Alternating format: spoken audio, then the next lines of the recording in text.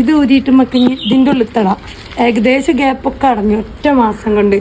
അപ്പൊ നമുക്ക് രണ്ടാമത്തെ ലൈനർ വാക്കുള്ളിലാക്കാം. അപ്പോൾ പല്ലിന് വിടവ് അതുപോലെ നേരെ തെറ്റിയ പല്ലൊക്കെ ആണെങ്കിൽ ഇങ്ങൾക്കും ഇതുപോലെയുള്ള അലൈനർ മേടിച്ചിട്ട് വീട്ടിൽ നിന്ന് തന്നെ നമുക്ക് നമ്മളെ ട്രീറ്റ്മെന്റ് ചെയ്യാം. സ്മൈലോൺ ഡെന്റിസ്റ്റ് നമുക്ക് വേണ്ടിയിട്ട് ഇത്രയും അലൈനറുകൾ അയച്ചിട്ടുണ്ട്. അലൈനർ ട്രീറ്റ്മെന്റിന്റെ ഒരു കാലാവധി എന്ന് വെച്ചാൽ ഓരോരുത്തരുടെയും പല്ലിന്റെ ഗ്യാപ്പും പ്രശ്നങ്ങൾക്കൊക്കെ അനുസരിച്ചിട്ടായിരിക്കും. ഇപ്പൊ എന്റെ പല്ലിന്റെ രണ്ട് സൈഡും നല്ല ഗ്യാപ്പാണ്. ഇപ്പൊ മുന്നിലൊക്കെയും ഗ്യാപ്പ് വരുന്നുണ്ട്. മുന്നിലെ ഗ്യാപ്പൊക്കെ ഫില്ലായി. ഇനി സൈഡിലെ ഗ്യാപ്പാണ് മാറാനുള്ളത്. എനിക്കിത് വന്നിട്ട് 10 ദിവസം കൂടുമ്പോൾ മാറ്റിയിടണം കേട്ടോ. അപ്പൊ അത് മാറ്റിയിടുമ്പോ നിങ്ങൾക്ക് വീഡിയോ ആയിട്ട് കാണിക്കേ.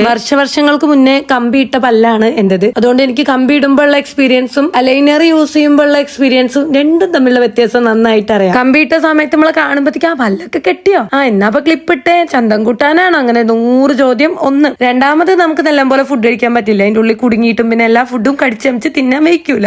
മൂന്നാമത് വന്നിട്ട് നല്ലപോലെ ബ്രഷ് ചെയ്യാൻ പറ്റും. കമ്പി ഇട്ടിട്ട് നമ്മള് പല്ല് താത്തി ഭംഗിയാക്കൂലേ, അതേപോലെ തന്നെ നമുക്ക് ഈ അലൈനർ ഉപയോഗിച്ചിട്ട് നമ്മുടെ പല്ല് താത്തി നല്ല നേരെയാക്കി എടുക്കാൻ പറ്റൂ. നമ്മൾ മേടിക്കുമ്പോൾ നല്ല ക്വാളിറ്റി പ്രൊഡക്റ്റ് തന്നെ മേടിക്കാൻ നോക്കുക. നമ്മൾ വിചാരിച്ച രീതിയിലുള്ള റിസൾട്ട് ഫാസ്റ്റ് ആയിട്ട് കിട്ടണമെങ്കിൽ പ്രൊഡക്റ്റ് എപ്പോഴും നന്നായിരിക്കണം. ഇവന്റെ പണി കഴിഞ്ഞു.